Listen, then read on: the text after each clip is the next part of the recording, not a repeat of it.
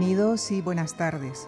Damos nuestra bienvenida esta tarde al profesor Luis Fernández Galiano, catedrático de proyectos de la Escuela de Arquitectura de la Universidad Politécnica de Madrid, miembro de número de la Real Academia de Bellas Artes de San Fernando y director de las revistas Arquitectura Viva. Ha ejercido la docencia y la investigación en prestigiosas universidades y ha comisariado numerosas exposiciones tanto en España como en el extranjero. Presidió el jurado en la 9ª Bienal de Arquitectura de Venecia y fue jurado del Premio Europeo Mies van der Rohe. Como ensayista es autor de títulos como La Quimera Moderna, El fuego y la memoria. También es editor y coautor de una serie de volúmenes titulada Atlas, Arquitecturas del siglo XXI y acaba de publicar el libro titulado Años alejandrinos, editado en 2 volúmenes, que reúne en una selección de artículos escritos para el periódico El País. Recordarán ustedes que el último ciclo de conferencias desarrollado en esta tribuna por el profesor Fernández Galiano estuvo centrado en la arquitectura hecha en España, ocasión que le sirvió también para desarrollar un recorrido cultural por gran parte del siglo XX en España. En esta ocasión, y en cierta medida complementando aquel ciclo, le hemos propuesto que abordara la historia cultural del siglo XX en Occidente. Hemos escogido abordar este relato en torno a 4 ciudades durante aquellos períodos en los que, al amparo de cierta estabilidad económica y política, ejercieron una influencia determinante en la cultura de Occidente. Así ocurrió en el París de entreguerras e igualmente en Nueva York tras la victoria de la Segunda Guerra Mundial y posteriormente en Los Ángeles. Este relato se inicia esta tarde en la Viena de comienzos del siglo pasado, esa Viena del psicoanálisis de Freud, de la pintura de Klimt o de la arquitectura de Otto Wagner. Con nuestro profundo agradecimiento a ustedes por su generosa compañía y al profesor Luis Fernández Galiano por haber aceptado nuevamente nuestra invitación, les dejo con él y con la Viena de principios del siglo XX. Muchísimas gracias.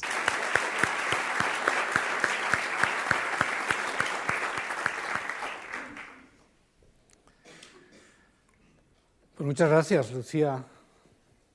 Muchas gracias también a Javier Gomá, que contigo lleva esta casa, que tuvo la generosidad de becarme hace más de medio siglo. Lo recuerdo cada vez que vengo. No hagan cuentas.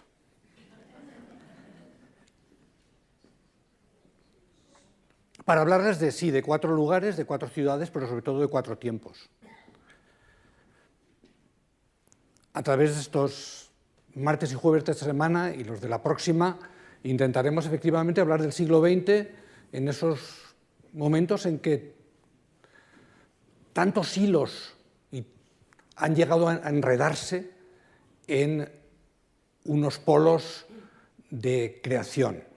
Primero, efectivamente, lo saben ustedes y lo ha comentado Lucía, en la Viena de la Belle Époque. Después hablaremos del París de entreguerras. Después el protagonismo cultural pasa el Atlántico y la próxima semana será ya una semana americana con Nueva York primero, Nueva York de la Primera Guerra Fría y después Los Ángeles y California después del 68. Pues bien, para hablar entonces de Viena, y ya tengo la primera imagen en la pantalla, les voy a pedir que la retengan en su retina porque en buena medida resume lo que hoy vamos a contar. Es una imagen de Klimt, como pueden haber sospechado, la Nuda Veritas, que tomó como la verdad desnuda, que tomó como emblema de la secesión, aquel grupo de artistas que decidieron segregarse del curso general de las cosas y establecer una forma nueva de hacer. Estos artistas se enfrentaban a la generación de sus padres, la generación liberal que había creado la Viena de entonces, y esta será una de las muchas rebeliones edípicas que tendrán lugar en la Viena de Freud. Pero déjenme que les llame la atención sobre este desnudo femenino, esta Eva que nos mira con una serpiente que se arrastra a sus pies y que no nos ofrece una manzana, sino un espejo en el cual mirarnos. Ese espejo de la verdad desnuda frente a lo que ellos juzgaban la hipocresía y la falsedad de la Viena de su tiempo. La cita de Schiller de arriba es arrogante, dice esencialmente que no hay que gustar a los más, que es suficiente con gustar a los menos. Pero es más revelador el esfuerzo que hizo Klimt un año antes por alumbrar este símbolo de la secesión. Y lo hizo con un símbolo doble, la Nuda Veritas, muy similar a la que tenían ahora, aunque con un lema distinto, o sea, la libertad es fuego. Hablar de la libertad quema y resplandece. E incorporando a la serpiente, esa serpiente de la envidia, de los celos, que era como el reverso negativo frente a esta mujer desnuda que nos ofrece el espejo, con el cual al final Klimt hizo esa síntesis pictórica entre la Eva que nos ofrece el espejo y esa serpiente que ahora ha quedado solamente sometida a sus pies. Pues bien, ¿cuál era esa Viena a la que se enfrentaban los artistas de la secesión? Una Viena que estaba bajo la influencia intelectual de dos gigantes del siglo pasado, del siglo anterior, Wagner y Nietzsche. Wagner había introducido la obra de arte total, y la obra de arte total respirará en la voluntad de muchos de estos artistas, y Nietzsche, claro, la consideración de lo irracional, la importancia de todo aquello que se resiste a la razón cartesiana en el debate. A veces se llama irracionalismo, pero es una forma simplificada de decirlo. En todo caso, Wagner y Nietzsche van a estar presentes en nuestra conversación con frecuencia, aunque pertenecen a un periodo anterior. La Viena que entonces en la que estos personajes desarrollan su trabajo es una Viena provinciana, atrasada. Debido a su atraso, había conservado las fortificaciones y este glacis protector durante mucho tiempo, hasta aproximadamente 1860. Esto en las demás grandes capitales no había ocurrido, habían derribado las murallas, no había riesgos. Aquí el riesgo que habían tenido siempre de los turcos, que habían estado a las puertas de la ciudad en el siglo XVI, XVII y hasta finales del XVIII, ¿no? Había desaparecido. Pero para el imperio todavía estaba el riesgo interno, el riesgo de la sublevación, porque mientras que la Viena aristocrática estaba dentro de las murallas, todos estos barrios eran la Viena proletaria, la Viena de los trabajadores, y existía siempre el temor de que el riesgo no viniera de fuera, sino que viniera de dentro de la propia ciudad.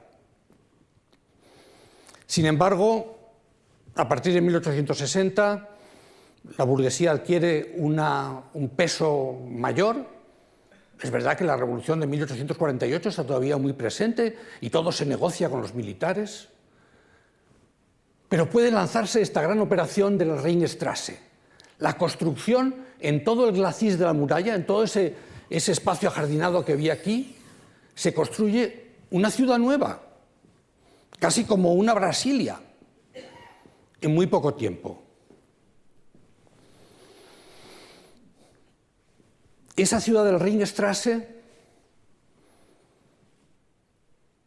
que se construye en muy poco tiempo, como decía, no solamente aloja a esta burguesía que compite por el poder político con la aristocracia, sino que también permite construir sus símbolos arquitectónicos, lo que para ella era importante: el Parlamento, el teatro, la ópera, la universidad, frente al palacio del emperador o de los aristócratas o las iglesias del núcleo central, que queda aislado por este Ringstraße y aislado también de los barrios periféricos. Curiosamente, el eje es un bulevar. Este bulevar, una especie de polígono de 7 lados, que no es, como era habitual en la planificación barroca, unos ejes que conduzcan a hitos. Al final de las grandes avenidas barrocas hay una iglesia, hay un elemento escultórico. Aquí no ocurre eso. Aquí la vemos en construcción y luego la vemos ya construida. Y ven que la calle es un lugar sin jerarquía. No hay la voluntad de llegar a distinguir un elemento singular. Y de hecho los edificios públicos que expresan este auge burgués, este auge de la Viena liberal, que se extiende aproximadamente desde 1860 hasta 1900, es decir, justo fuera de nuestro ámbito de comentario,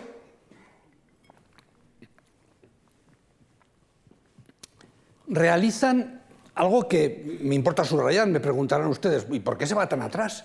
Pero es que tengo que explicarles contra qué reaccionan estos jóvenes que crean esa Viena dorada, esa Viena que un gran crítico del momento, Adolf Loos, llamó una ciudad Potemkin, y que vivió lo que otros llamaron, con un oxímoron, un apocalipsis alegre, una gran explosión cultural, pero al mismo tiempo con la conciencia de que era apocalíptico, de que se acercaba un cierto final de los tiempos, ¿no? Entonces, solo mencionar que al final esta es la Viena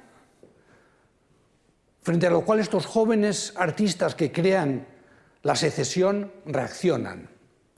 Una Viena que, como ven aquí, frente a los teatros y las óperas, hace de la calle su lugar de encuentro, y una Viena a la que se enfrentan también dos concepciones urbanísticas distintas. Por un lado, la de Otto Wagner, que durante 20 años trabaja construyendo edificios en el Ring, pero que en un momento dado, cuando le encargan, y de eso hablaremos más tarde, todas las estaciones de la red de ferrocarril metropolitano, descubre que la técnica es lo importante, que la movilidad es lo más importante en una ciudad, y entonces defiende, primero, la arquitectura moderna, y en segundo lugar, ya al final de este periodo, la ciudad como algo racionalmente ordenado, en el cual la circulación, las calles, el movimiento es lo fundamental. Pero una persona de su misma edad, otro gran urbanista, pero con una formación distinta, artesanal, más nostálgica, Camilo Sitte, propone exactamente lo contrario. Dice, el Burgstrasse, esta gran avenida, no ha creado espacios de relación, no ha creado vínculos donde podamos sentirnos a gusto. Y entonces dice, deberían de quedarse placitas. Esto es una parte de un manuscrito de lo que sería su obra más importante, la construcción de la ciudad, Stadtbau, que mejor que resumir con Camilo Sitte, yo incluso la resumiría con el que hizo más por difundir las ideas de Sitte, que es Hegemann en su Vitruvio americano, y que dice, esto es lo que propone Sitte. Y estas son el resumen de cómo aprender de lo existente para crear pequeños espacios convivenciales. Así que dos, digamos, ideas que generan dos formas distintas. La ciudad como corredor de circulación, como algo que se pone al servicio de esa modernidad técnica, o por el contrario, la ciudad centrada en la plaza como un lugar de encuentro. En esta imagen pueden ustedes ver de qué manera los nuevos edificios públicos del Ringstraße no hablan unos con otros, todos se relacionan con el Gran Boulevard, que tienen ustedes aquí. Este Gran Boulevard, uy, ¿esto cómo señala? Señala solo, es que es digital, esto ya avanzamos mucho. Digo, estos edificios, ven ustedes, aquí el Parlamento, detrás el Ayuntamiento, aquí la universidad y esto el teatro, todos ellos, por cierto, edificados sobre una parte grande que quedaba, que era una especie de campo de Marte, un campo de maniobras del ejército, que costó mucho trabajo que cedieran para que allí se edificaran los grandes edificios de la cultura, del conocimiento y también de la participación política de la Viena liberal. Pero como era entonces, en fin, el caso, cada edificio se construye con un estilo. El Parlamento en estilo griego clásico, remitiéndose, ¿verdad?, a la creación de la democracia en Grecia, el Viena en un estilo neogótico, aludiendo a esa condición que había tenido Viena de comuna en el medievo, de naturaleza democrática, antes de ser aplastada por, en fin, por el absolutismo de la corona y luego del imperio.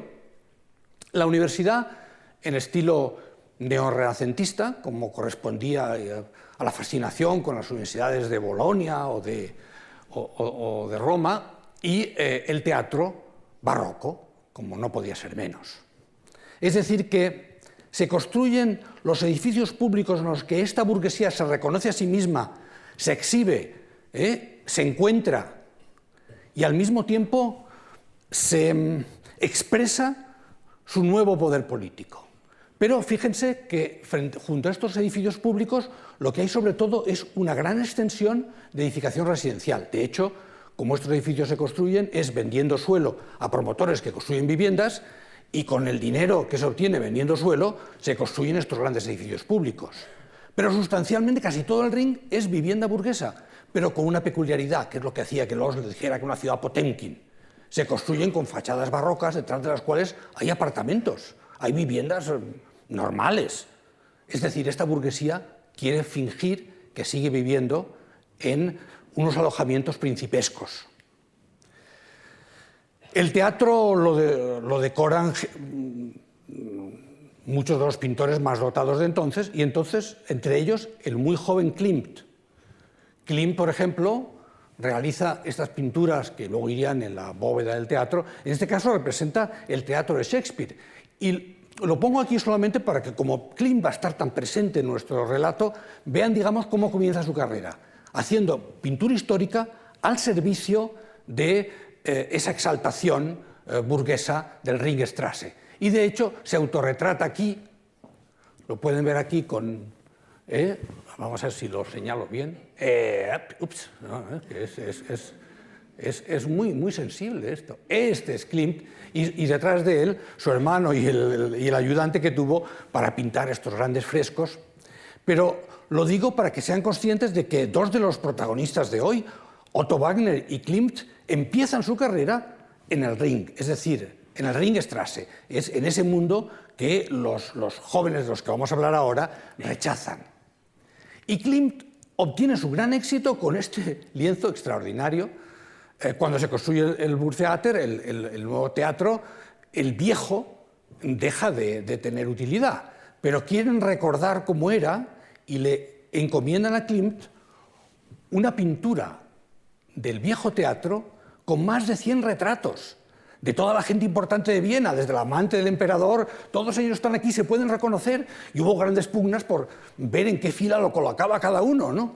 Entonces esto le dio una fama extraordinaria, claro, porque hacer estos 100 pequeños retratos donde pueden reconocerse los miembros de la aristocracia y la alta burguesía vienesa, pues fue un logro extraordinario. Pero he hablado del teatro, y es que quiero decir que para los vieneses el teatro era tan importante que el triunfo se obtenía muchas veces más que por la publicación de los libros, ¿verdad?, por el estreno de las obras, ¿no? Y los grandes escritores de este momento todos quieren o escribir teatro o estrenar óperas, ¿no? Y así, por ejemplo, Schnitzel, ¿no?, con este Liebelet, estos amoríos.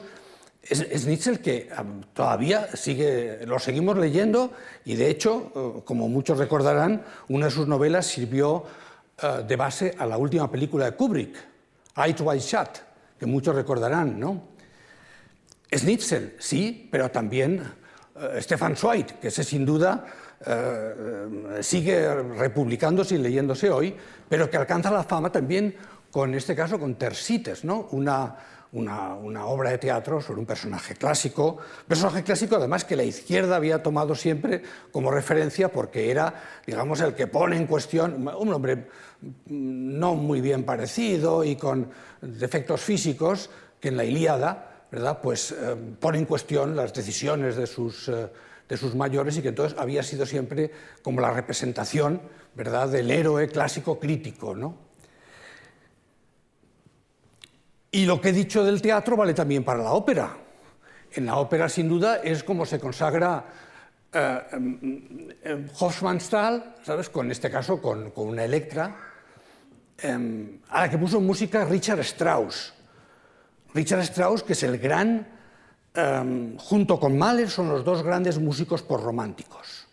Pero que no hay que confundir, estamos en Viena, ¿no?, con los 4 Strauss vieneses, que son del siglo anterior, y que es el Strauss I, ¿verdad?, o el segundo, que son los Strauss de los valses, del Danubio Azul, que todavía hoy se recuerdan en el concierto de Año Nuevo de Viena, se tocan a los Strauss vieneses. Pero este no, este es un Strauss distinto, más vanguardista en su lenguaje, y que tiene una relación generacional muy grande con Mahler. Mahler, que pongo aquí acompañado de su mujer, Alma Mahler, porque es un personaje tan interesante como el propio compositor, ¿no? Alma Mahler, que era también compositora, y en fin, por cuya vida desfilaron muchos de los protagonistas del siglo XX, ¿no?, porque se casó con Mahler, pero después también se casó con Walter Gropius, el arquitecto que fundó la Bauhaus, cuyo centenario celebramos este año. Luego tuvo un amor apasionado con Kokoschka, el gran pintor expresionista, y finalmente se casó con Werfel, otro poeta importante, de manera que yo antes lo pensaba, en las recomendaciones bibliográficas que les hice en su momento y que estaban en el folleto, debía de haber incluido las memorias en el fondo, la agenda de Alma Mahler, que habla muy bien de la vida vienesa de ese momento, ¿no?, y que de la que fue sin duda protagonista. Mahler, hay que decirlo, le obligó a abandonar su trabajo como compositora, y ella lo asumió. La verdad, lo primero que le dijo es: esto no va a ser como Robert y Clara Schumann, tú tienes que dejar tu trabajo y subordinarte a mí. Tu vida tiene que ser solamente un apéndice de la mía. Y Alma Mahler, durante un tiempo, por lo menos, lo aceptó. Y, de hecho, pues hoy nos quedan algunas composiciones suyas, pero nunca ha llegado a tener pues el éxito de Mahler. Mahler, que no solamente era un gran compositor, sino más un extraordinario director de orquesta. Se decía que era el que mejor era capaz de dirigir a Wagner. Y tenía muy mal carácter. Hay que decir que era judío como todos los que hemos visto hasta ahora, como Schnitzler, como Hofmannsthal, como Zweig. Porque una de las historias de Viena en esta etapa es que estos judíos, que apenas son conscientes de que lo son, porque están perfectamente integrados, en un momento dado se verán, digamos, perseguidos por el surgimiento de un populismo antisemita. Pues bien, Mahler decía que tenía muy mal carácter, pero durante 10 años dirigió la Ópera de Viena y le dio un momento de extraordinario esplendor. O sea, porque además de ser compositor, como digo, era el que producía las nuevas óperas y el que trajo a Viena a la gente más importante. Fíjese si era importante el nombramiento, que lo firma el propio emperador. Es decir, que, como tantas otras cosas, el emperador todavía nombraba los cargos culturales, aceptaba la alcaldía de la ciudad, no se podía ser alcalde sin tener el visto bueno del emperador. Y esta es la carta de despedida, 10 años después, puesto que tuvo que dejar en parte por su condición de judío y también porque se había, digamos, en fin, enfadado con todo el mundo. En el teatro era bastante, en fin, no era alguien de trato sencillo, como muchos pudieron comprobar, pero dejó una huella extraordinaria en esta Viena de la que vamos a hablar. Y la contrafigura, claro, es Karl Lueger, el bello Karl, como le llamaban. El bello Karl era un político social católico que puso en marcha un populismo antisemita de tal naturaleza que en su órgano, en fin, la primera edición de su órgano de comunicación, el cintillo debajo del título decía órgano de los antisemitas. O sea, que no era algo que se llevara de manera subterránea, ¿no? Sino que se exhibía, porque entonces ser antisemita era estar contra las élites intelectuales y económicas. Eran estar contra la banca de Rothschild, y era algo que apelaba al pueblo sencillo frente a esas élites de distinta naturaleza, algunas, como digo, económicas, pero otras intelectuales. Pues bien, Karl Lueger fue alcalde de Viena. Desde el año 95 fue elegido. No pudo tomar posesión hasta el 97 porque el emperador durante 2 años se lo pensó mejor, ¿no? Pero al final no tuvo más remedio que aceptarlo hasta el año 10 que murió. Y Hitler dijo que era el mejor alcalde que había tenido nunca Alemania. Decía Alemania, pues el mundo germano, ¿no?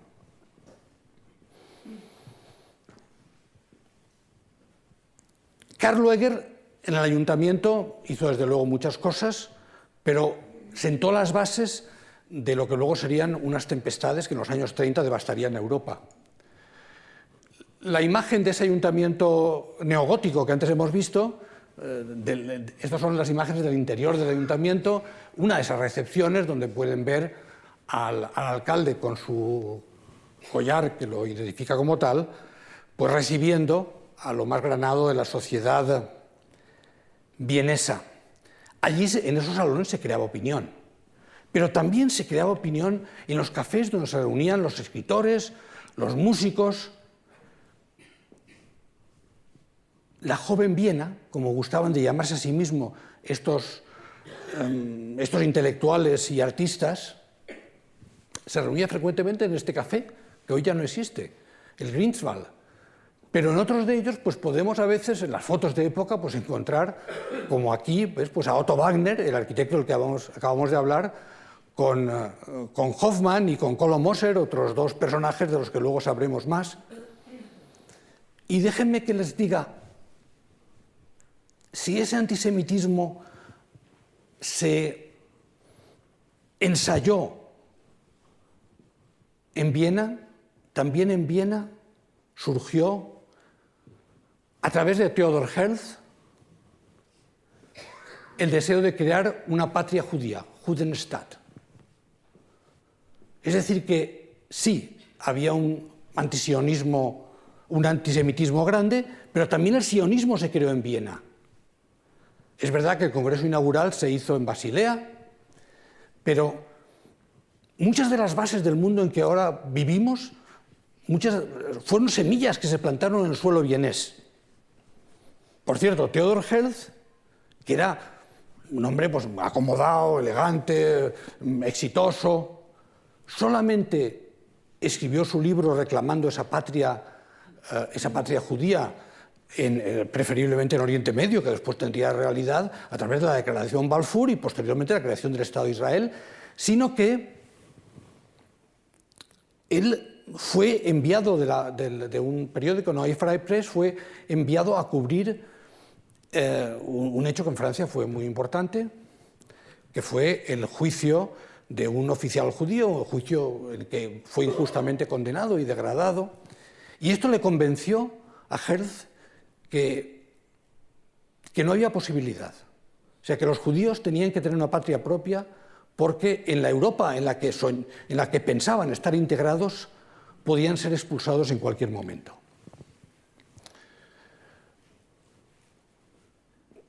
Junto a esto había otro movimiento de otra naturaleza, claro.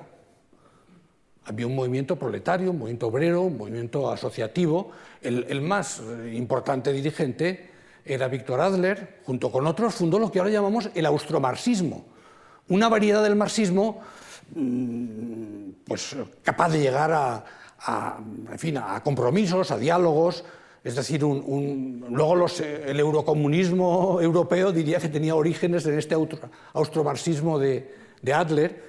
Y efectivamente lo que proponían a través de sus órganos de expresión, la Arbeiter Zeitung y otros, pues era cosas como el sufragio universal. Esta es la manifestación del día, vamos, de 1905, reclamando el sufragio universal, que finalmente se obtuvo, pero que entonces no había tal cosa, ¿no? Y es verdad, el Parlamento, aquí lo ven, antes era un dibujo y ahora una foto de época, podía ser el lugar de encuentro y el lugar de representación no solamente de, como antes hemos dicho, del esplendor burgués y aristocrático, sino también de la protesta popular. Fíjense que toda esta masa está en torno a la figura de Atenea, elegida muy deliberadamente por los vieneses para situar delante del Parlamento la diosa de la vida cívica, pero también de las artes. Esta es la imagen de la Atenea, de esa diosa virgen que salió armada de la cabeza de Zeus y que para ellos representaba, para la Viena liberal, una forma distinta de constituirse como colectivo, que no estaba basado en las armas o en el ejército, sino en el derecho y las artes. Nuestros jóvenes de la secesión interpretaron la Atenea a su manera. En el póster que anunciaba la creación del movimiento, que realizó Klimt con ese estilo lineal, muy apropiado para un póster, pues como ven, la Atenea se sitúa junto a un dibujo en el cual vemos a Teseo dando muerte al Minotauro, pero no una imagen de Teseo dando muerte al Minotauro, sino haciéndolo en un teatro, porque como ven, el Minotauro es un actor con una cabeza de toro. Siempre con ese esfuerzo de representación y de expresión que hace de la manifestación teatral el signo de identidad de la Viena de entonces. Poco después, el mismo Klimt pintaría Atenea, pero ahora ya no en un póster, en un lienzo. ¿Y cómo lo hace? Sustituyendo la Nike que tenía el otro por la Nuda Veritas. Hace que ese símbolo del poder cívico de la Viena liberal sostenga a la verdad desnuda. Esa verdad desnuda que sostiene un espejo para que nos miremos en él. Claro, invitarnos a que nos miremos en el espejo, ese esfuerzo de introspección, habla de la importancia en la Viena de aquel tiempo de la interrelación entre el conocimiento científico y la exploración psicológica. Nadie hizo más por ello que Ernst Mach, que ahora un físico que, en fin, hizo grandes cosas, sobre todo hoy lo conocemos porque, como saben, la velocidad del sonido se mide en Mach, un Mach, 2 Mach, pero que sin embargo en su momento, sobre todo, fue famoso por el análisis de las sensaciones. Su gran rival era Boltzmann, del que hoy no hablaremos porque no podemos introducir demasiados personajes en esto, que creó las leyes de la termodinámica, se llevaba muy mal, pero eran los dos grandes científicos de la Viena de su época, y es interesante que este mismo Ernst Mach ilustrara ese análisis de las sensaciones con un autorretrato sin espejo. Un autorretrato sin espejo que hablaba de la arbitrariedad de la percepción, de cómo al final, ¿sabes?, no podemos entregarnos a esa racionalidad en la que a veces de manera muy, en fin, muy poco crítica nos sometemos, ¿no? Y es difícil no pensar que el análisis de las sensaciones de Mach ayudó a empedrar el camino por el cual llegaría el gran revolucionario de la Viena de entonces, Sigmund Freud, que publica en 1900 La interpretación de los sueños, un libro muy grueso, como saben, un libro fundamental en la historia de la cultura, un libro que poca gente ha leído por su extensión, y donde se analiza, entre otras, muchos sueños del propio Freud. O sea, que se analiza no solamente los sueños de sus pacientes neuróticos, había estado con Charcot en París, tal, e intentaba entender la neurosis, pero es que son sus propios sueños los que analiza y a los que atribuye significados. Entonces Freud está muy frustrado. 1900. Normalmente a la gente le hacían profesor titular en la Facultad de Medicina a los 5 o 6 años. Él lleva 15 años y no le han hecho profesor titular. Tardaría todavía 2 años más y tuvo que hacer lo que no había querido hacer hasta entonces, que es mover influencias. A través de pacientes aristocráticos, que hable con el ministro, que hable con tal, porque al final hasta esos nombramientos requerían, digamos, un género de movimiento político que Freud se había negado, pero que al final, en fin, consiguió su nombramiento, cosa que en la correspondencia está muy presente. Ahora pensamos, bueno, y a Freud, que era tan importante, ¿qué le importaba ser? Bueno, le importaba muchísimo. No hace más que escribir sobre el tema y decir lo que le frustra no poder llegar a ser profesor titular, ¿no? Freud, sin embargo, en 1909, ya unos años más tarde, es suficientemente popular como para que le inviten a América, a una universidad pequeña en Massachusetts, pero significativa, para dar un ciclo de conferencias y para ser doctor honoris causa. Y entonces, allá que va Freud con su discípulo dilecto Jung, a una estancia prolongada, que entonces iba en barco, no se iba a América y se volvía en 3 días, ¿no? Después de todo este esfuerzo, llega allí, cuando llegan al puerto de Nueva York le dice a Jung, no saben que estamos trayendo la peste. Fue su primer viaje a Estados Unidos y el último, pero dejó efectivamente en aquella pequeña universidad de Clark, bueno, es que hasta William James vino de Harvard a escucharle, ¿no? Y fíjese, también para darnos una idea de cómo era el mundo de entonces, todas las conferencias fueron en alemán, sin traducción, pero es que entonces el alemán era la lengua culta, todos los intelectuales se habían formado en universidades alemanas o hablaban alemán, era la lengua franca lo que es el inglés ahora. Pues bien, Freud, como saben, hoy es una gran figura de la cultura, todos pueden visitar el Museo de Freud en Viena, donde, si se fijan, aquí está la reproducción de una puntura de Ingres que es, como pueden ver, no pueden verlo, es demasiado pequeño, ¿no? Pero es una representación de la medusa. Como saben, le pone un enigma a todos los que se acercan y al final solamente uno logra el enigma, seguramente lo han oído, acerca de qué animal camina por la mañana con 2 patas, por la mañana con 4 patas, a mediodía con 2 y por la tarde con 3. Y Teseo, estoy fatal, Carlos García Gual me va a reñir porque... No. Edipo es el que consigue responder a la Esfinge y logra salir adelante de esta tesitura, y junto a él, junto a esa pequeña imagen, tienen un relieve de la Gradiva, un relieve excavado en Pompeya de la mujer que camina, que se hizo enormemente popular. Freud tenía muchos, como ven, muchos objetos arqueológicos. Decía que la arqueología era como el psicoanálisis, exploraba lo oculto, lo escondido, lo enterrado, ¿no?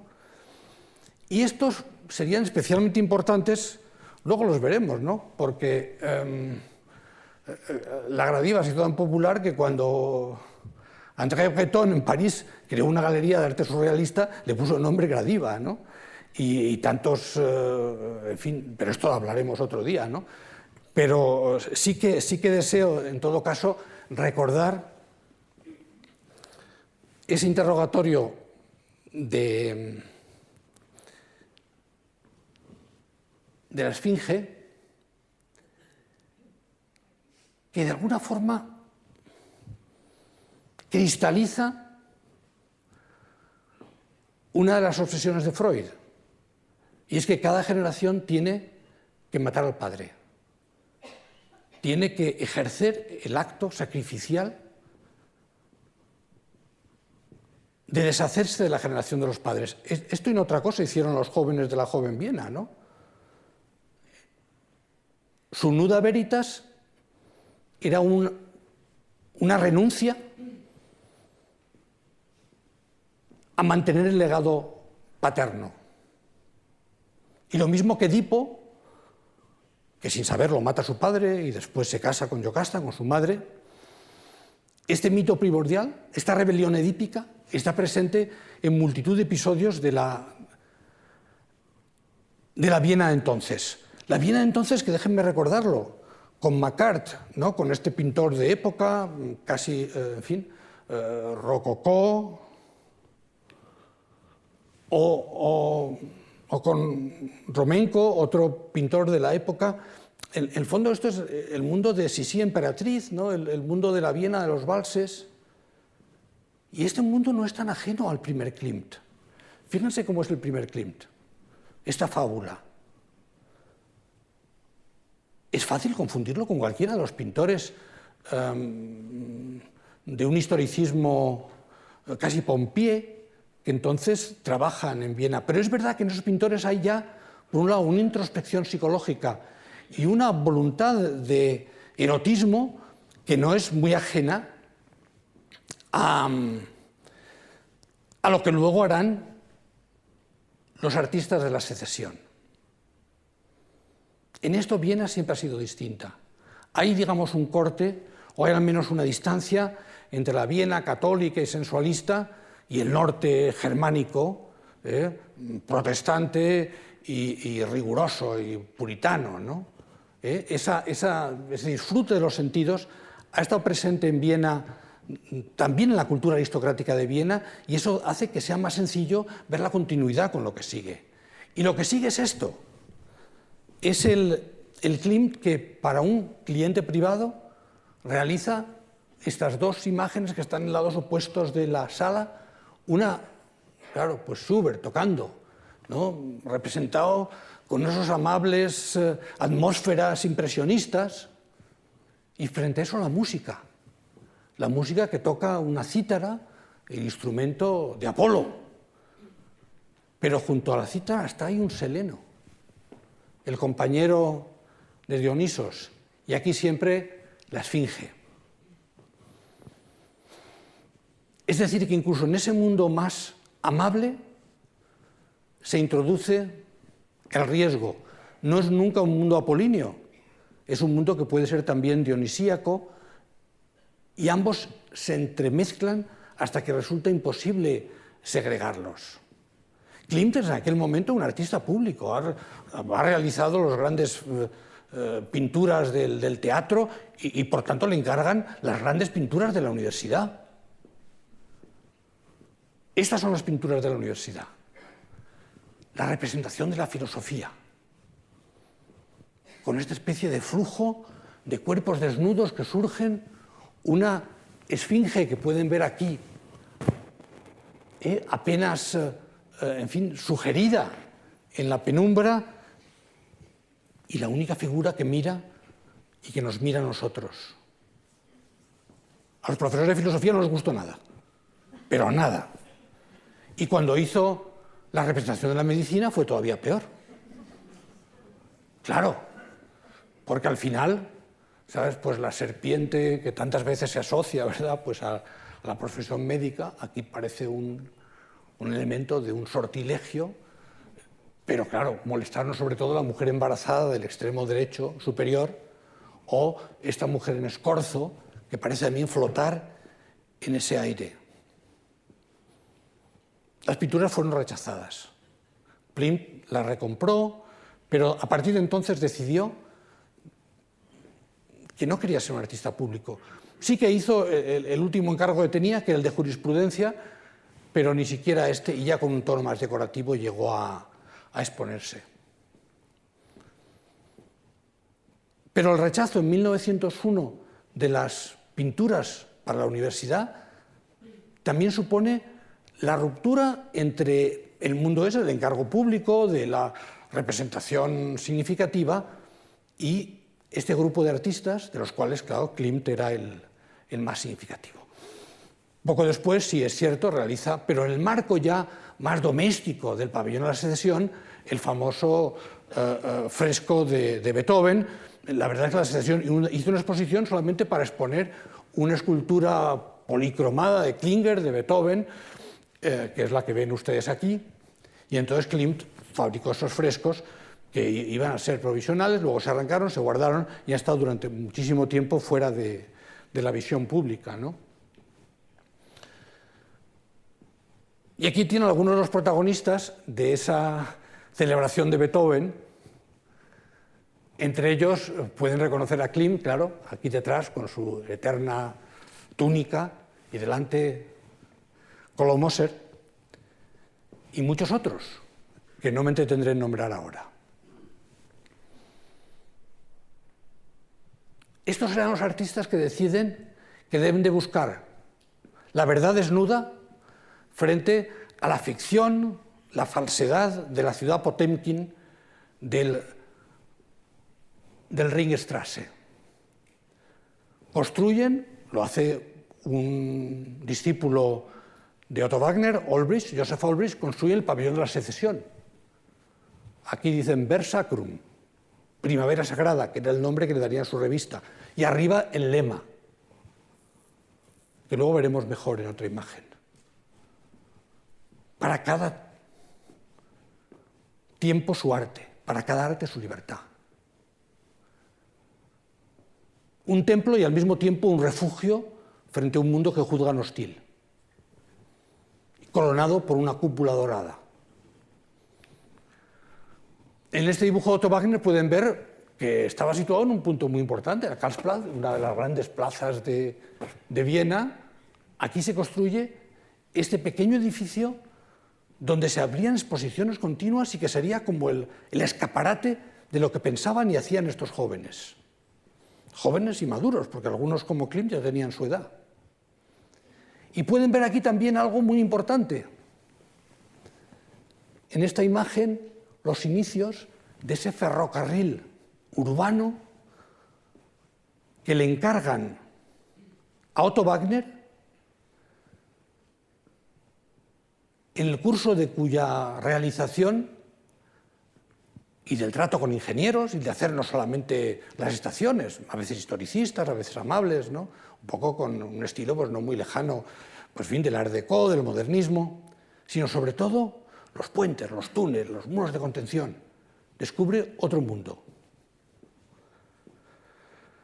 Claro, este Otto Wagner que celebramos ha sido el gran arquitecto del Ringstrasse, pero con este proyecto del Stadtbahn, se convierte en alguien distinto. 36 estaciones, nada menos. Muchas de ellas las hacen, claro, sus colaboradores.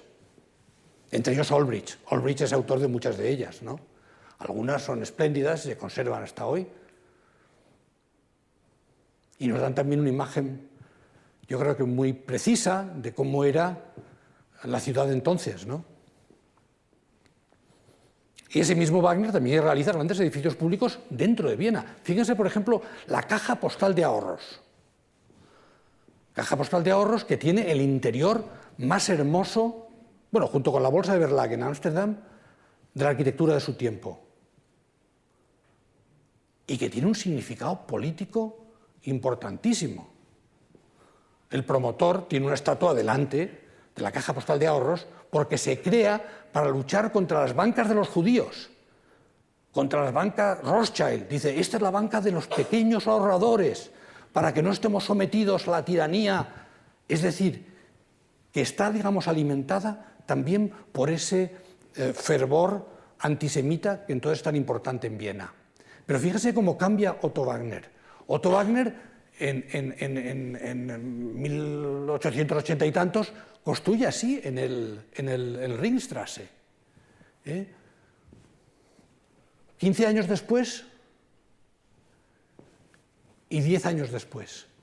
Pueden ver cómo en la obra del mismo arquitecto hay una progresiva depuración, una limpieza, va eliminando elementos decorativos, elementos ornamentales para dejar el edificio desnudo. Su experiencia en ingeniería también le ha hecho hacer una arquitectura más seca.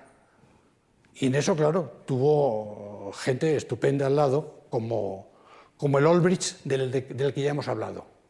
Olbrich, que hizo este pabellón, donde aquí sí que pueden leer un poco más, un poco mejor, pero bueno, tampoco mucho, porque pero ya se lo he dicho.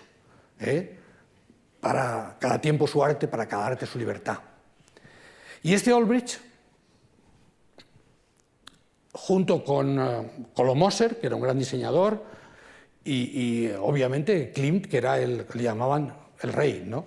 Era el rey de todos ellos, lanzan la revista Versacrum, Primavera Sagrada, que sería la revista de expresión de estos jóvenes, y que duró pues 6 o 7 años, es decir, y cambió también el pensamiento sobre las artes. El otro gran arquitecto que también se forma en el estudio de Otto Wagner es Hofmann. Hofmann, inmensamente refinado. Aquí no he puesto el que sería su edificio más importante, porque está en Bruselas, el Palacio Stocklet, ¿no? Que hace junto con Kolomoser, junto con Klimt, pero que también procura esa especie de obra de arte total, que la arquitectura pueda integrar las artes decorativas en un todo completo, y diseña desde los edificios hasta los cubiertos, los muebles. En esto también todavía sentimos palpitar la voluntad wagneriana de la obra de arte total. Cuando se propone hacer un edificio, quiere diseñar cada cosa, los más exagerados de ellos, y los ridiculizan hasta diseñan la ropa que tienen que llevar los propietarios de sus casas para ir a juego con el mobiliario, y no les permiten que vayan de otra manera, ¿no? Koloman Moser es efectivamente el diseñador del que hemos hablado, un diseñador gráfico estupendo, buena parte de los dibujos de Versacrum son suyos, estos un poco más, en fin, modernistas, más reconocibles, muchos diseños textiles, y junto con Hofmann y Klimt fundan en un momento dado el Wiener Werkstätte, que tiene como, bueno, era una asociación de artesanos y artistas para promover la innovación también en las artes decorativas, para no solamente, digamos, en fin, la arquitectura o la pintura, sino también las artes que a veces se llaman menores, ¿no? Y el Wiener Werkstätte toma como emblema el cuadrado, y todo lo hace en cuadrado, pero toma el cuadrado como una forma de domesticar y dar límites a esa voluntad un poco fluida del mundo anterior, del mundo de la secesión, ¿no? En que todo lo que se dibujaba al final acababan eran formas fluidas que nunca se terminaban. El Wiener Werkstätte tiene una sede modesta, pero más importante que el Wiener Werkstätte, que es, ya digo, una asociación de gente para vender también productos diseñados, ¿no? Para vender cubiertos y teteras y mobiliario, ¿no? Es la gran exposición Kunstschau que se hace en 1908, la mayor exposición que se hizo nunca gracias a un azar. Bueno, por un lado buscaron la excusa de que eran los 60 años de reinado del emperador, y para celebrar esos 60 años solicitaron que les dejaran utilizar un solar muy grande, que luego sería, digamos, el gran auditorio, y se construía el gran auditorio de Viena, pero en aquel momento era un solar. Y en aquel solar hicieron una construcción efímera, este cartel, por cierto, es de Kokoschka, del que ahora hablaremos, una construcción efímera con nada menos que 50 salas de exposición. Estaba todo hecho de madera, porque era para no durar, ¿no?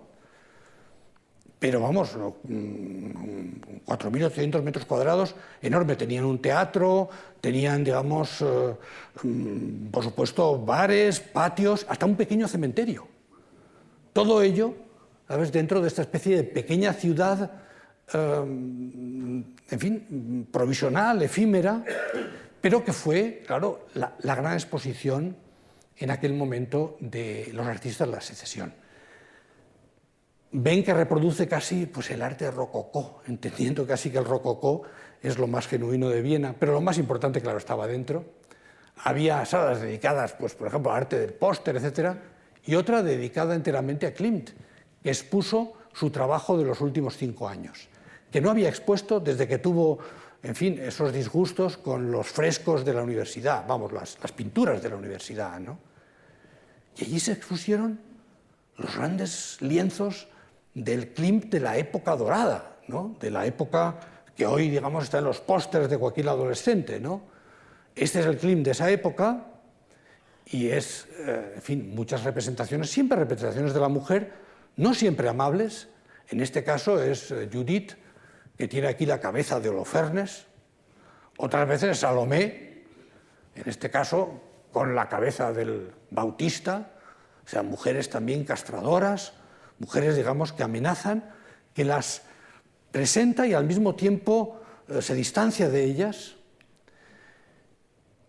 Y lo que en aquel momento pues era lo que, en fin, era su trabajo fundamental, era hacer grandes retratos, como aquí Adele Bloch-Bauer, a mujeres de la alta burguesía o de la aristocracia, donde prácticamente la mujer se difumina en este campo bizantino y decorativo. Había estado pocos años antes en Ravenna, había visto los mosaicos bizantinos, que claro, le impactaron muchísimo.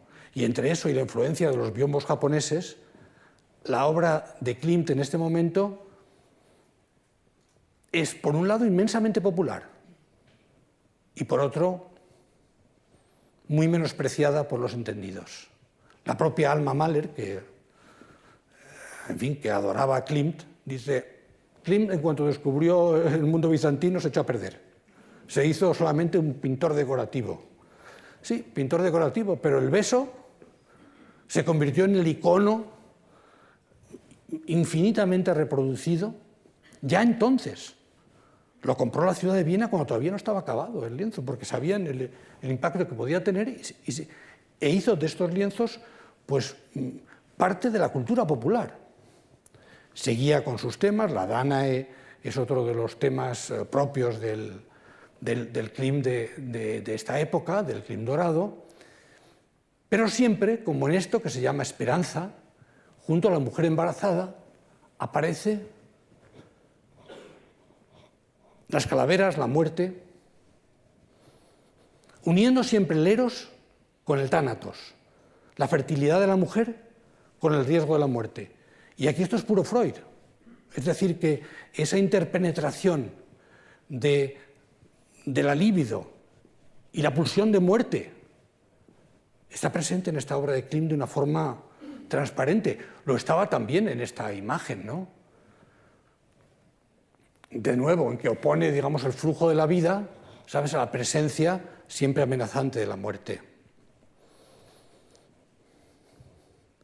Ese mundo de Klimt era un mundo de varones, pero déjenme decirles que ahora mismo en Viena hay una exposición sobre las mujeres pintoras que expusieron en la Kunstschau.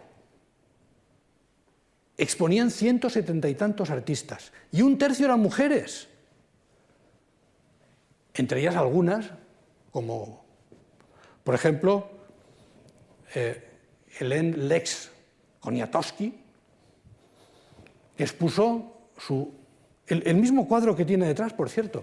Si se fijan, las piernas que asoman detrás, el cuadro que tiene detrás en su lienzo es justamente el que la hizo más famosa. Esta representación de la adolescencia y otros jóvenes que por entonces incluso eran estudiantes, como Kokoschka. Este Kokoschka, que era, en fin, un auténtico dinamitero. hizo 2 pequeñas piezas de teatro para el teatrillo que tenía allí en la Kunstschau. Un tema de nuevo sobre la adolescencia, pero un cuento cruel, que representó con este lenguaje un poco casi del libro infantil, ¿no? El otro, sobre la guerra de los sexos, se llama Asesino, esperanza de las mujeres. Y esa piedad, como él lo llama, habla de la obsesión de Kokoschka con esa batalla entre los sexos que hizo que fuera descubierto en aquel momento y patrocinado y amparado por un gran arquitecto, Adolf Loos. Adolf Loos, que acababa de inaugurar esta, que llamamos ahora Loos House, ¿verdad?, en Viena, que causó un escándalo por la ausencia de elementos ornamentales y que daba conferencias predicando que el ornamento y delito. El ornamento era delito, que una cosa ornamental era, y que si alguien lleva un tatuaje con certeza es un criminal en ciernes, ¿no? Este Loos rigorista, puritano, es el que se siente fascinado por estos nuevos artistas expresionistas, por Schiele, por Kokoschka, y los apadrina, les compra obras, los protege. Este es el Loos del que hablamos. Loos, un hombre que efectivamente se llegó a la fama con este edificio en la Viena Central, pero que había hecho muchas viviendas, todas con esta voluntad de despojamiento.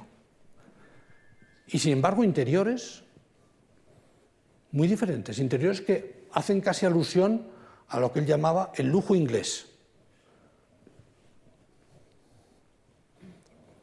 Muchos revestimientos de madera, muchos Chester. Cuando lanza una revista, solamente 2 pequeños números, la revista se llama Revista para introducir la civilización o algo de este tipo en Austria. Se sentían conscientes de que Austria era atrasado y para él los dos, en fin, sus 2 referencias eran el gentleman y el artesano. Esto era lo único que podía hacerse. Todo lo demás era ficción, era mentira. Era la ciudad Potemkin.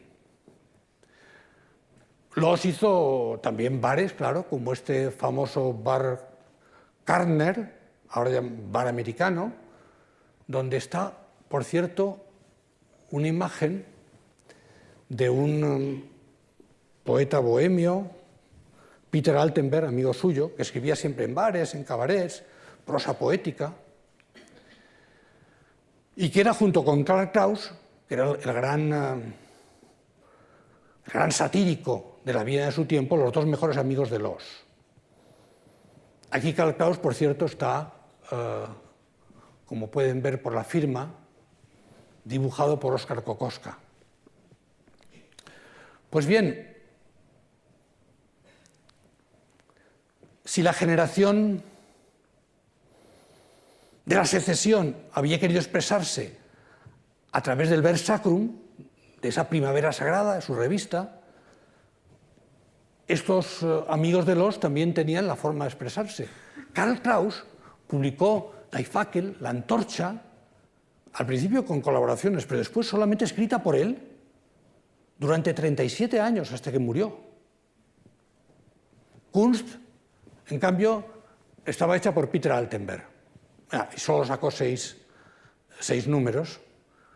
6 números, donde por cierto se publicaron con manejos los 2 únicos ejemplares de revista que hizo Loos, donde, como ven, habla de todo menos de arquitectura o de arte, porque habla de la etiqueta, de las formas en la mesa, además de masturbación, pornografía, sexo, sífilis, en fin. Temas innumerables que los refiere a través de su propia experiencia. Claro, tanto Loos como Altenberg tuvieron problemas con la justicia en distintos momentos de su vida, sobre todo por temas de pedofilia. Loos, por fin, tuvo un juicio denunciado por 2 niñas de 8 y 10 años.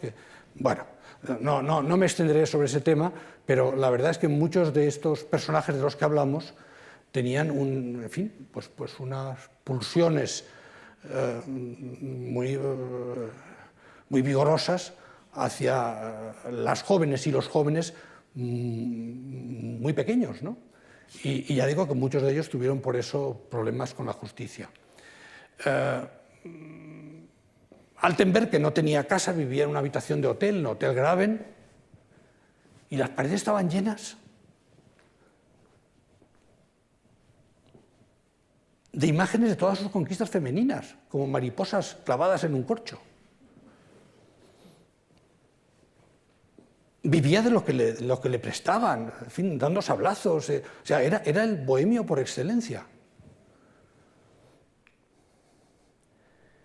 Y tenía la revista esta, de la cual solo sacó 6 números, para publicar fotos de artistas o cantantes en fin, o compositoras jóvenes con esperanzas de medrar y a las que él, representándolas, quería seducir. En este caso está intentando seducir a Lina Loos, la mujer de Loos, a la que se la había presentado cuando tenía 16 años, ¿no? Después, en esa misma revista,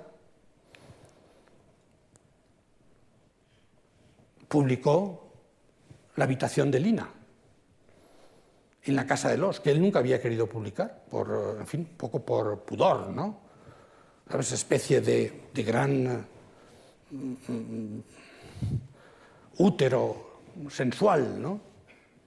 Que contrasta mucho con el espacio luego de la casa, de nuevo evocador de ese lujo que él pensaba que era inglés, ¿no? Con la chimenea y las paredes a veces revestidas con libros o con madera, ¿no? A Loos lo pintó Kokoschka, claro. Y Kokoschka, como hemos adelantado antes, pero reitero ahora, tuvo una relación verdaderamente tormentosa y apasionada con Alma Mahler. Quizás su cuadro más conocido, La Tempestad, muestra a los amantes, a Kokoschka y a Alma, arrastrados por una especie de viento que los lleva. No pudo soportar perderla. Había hecho tantísimos retratos de ella y de los dos, ¿no? Que mandó a hacer una muñeca. Y no solo mandó a hacer una muñeca en la forma de Alma Mahler, sino que se pintó con ella, sosteniendo la muñeca entre sus brazos, ¿no?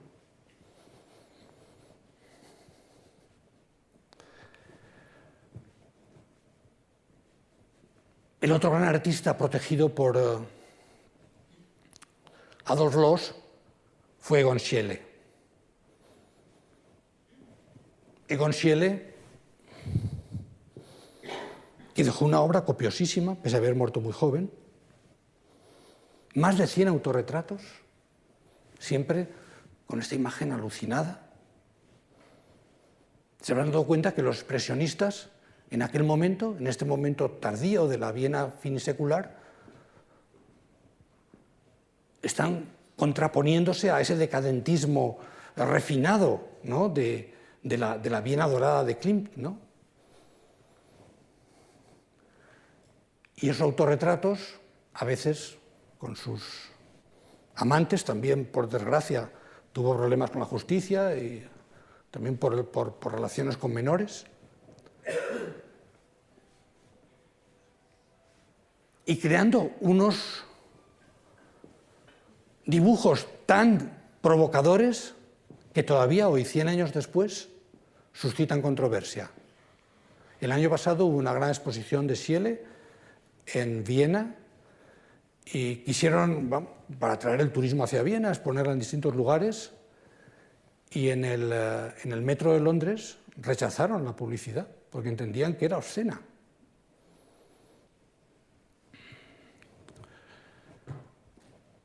Del círculo de Schiele era Schoenberg, el gran compositor. Ustedes lo conocen por la música atonal, por la música dodecafónica. Saben que tienen vínculos con el expresionismo y este es el mejor vínculo que puedo hallar, ¿no? El retrato de Schoenberg por el propio Schiele, ¿no? Schomberg aquí con su, en fin, discípulo Alban Berg, que junto con Webern formarían la segunda escuela de Viena, ¿no? La primera escuela había sido los Mozart y compañía. La segunda escuela de Viena fue esta que también transformó la percepción de la música y que solamente sería posible porque antes había habido esa generación postromántica de Richard Strauss y de Mahler, ¿no? Y Schomberg también era pintor. Este rostro de ojos enrojecidos es suyo y refleja bien esa voluntad de romper con todo, creando unas imágenes casi alucinatorias. Su profesor de pintura era este que aquí se retrata, Ernst Gersel, un pintor olvidado en su tiempo y hoy, sin embargo, recuperado, que sedujo a Matilda, a la mujer de Schomberg, se fugó con ella, y cuando Matilda decidió regresar al hogar marital, quemó todos sus papeles, sus lienzos, y se ahorcó en el estudio.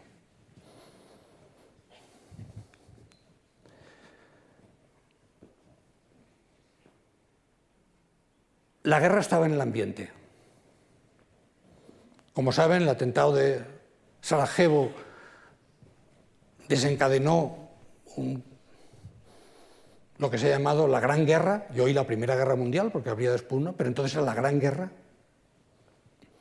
En el fondo desencadenaron élites sonámbulas de adultos que mandaron a los jóvenes a morir en las trincheras y en los campos, asfixiados por los gases o bajo las explosiones, esa guerra de los químicos, que algunos, como este pintor Constant Neuhaus, enviado al frente como corresponsal, casi como para retratar lo que allí ocurría, y lo hizo con estos ecos casi de Durero. A su regreso, pocos años después, y conmovido por todo lo que había visto, se suicidó en un cementerio con una máscara de gas. Las mismas máscaras de gas que llevaban en su equipo para protegerse de los gases venenosos.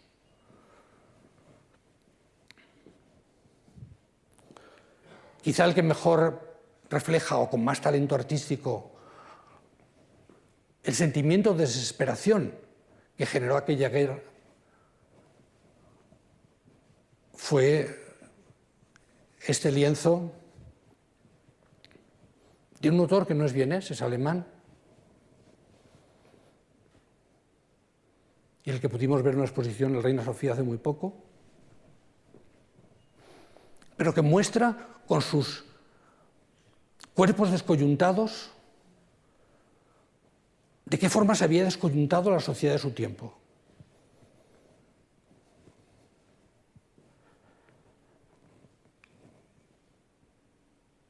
En aquel momento solamente hubo una persona en Viena, Karl Kraus, que mantuvo la cordura.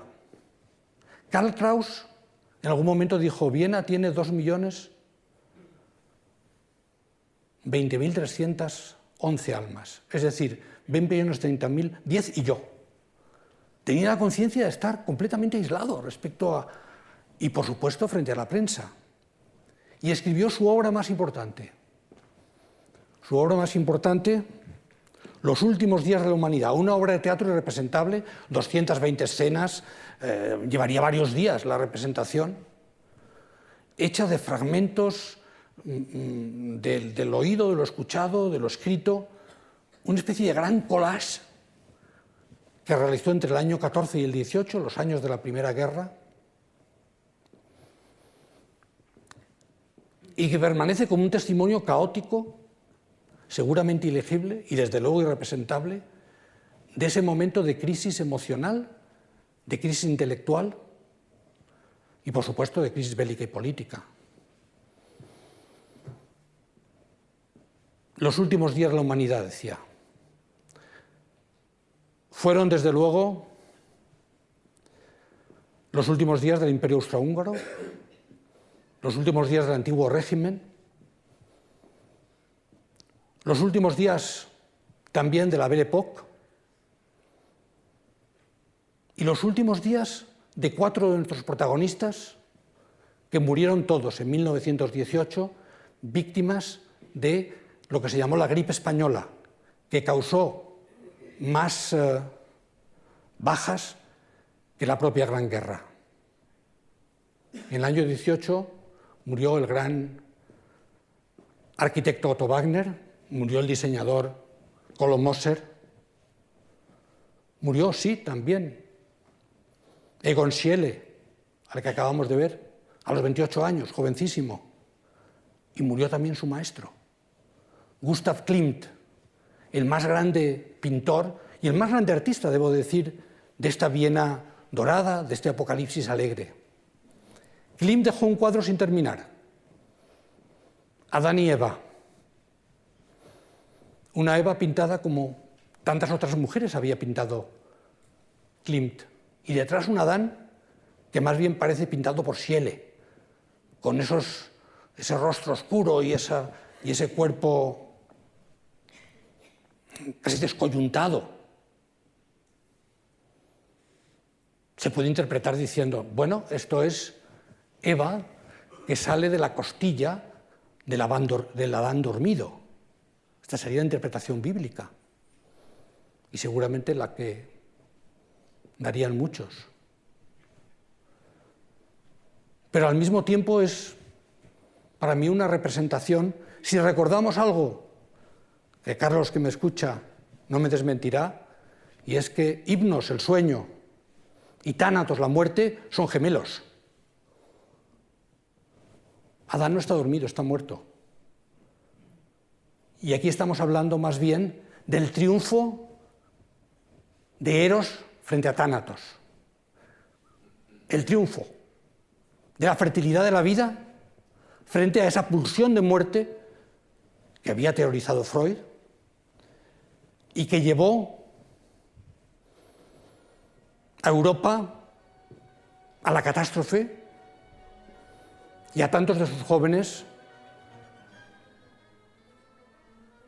al sacrificio trágico e inútil. Buenas tardes y muchas gracias.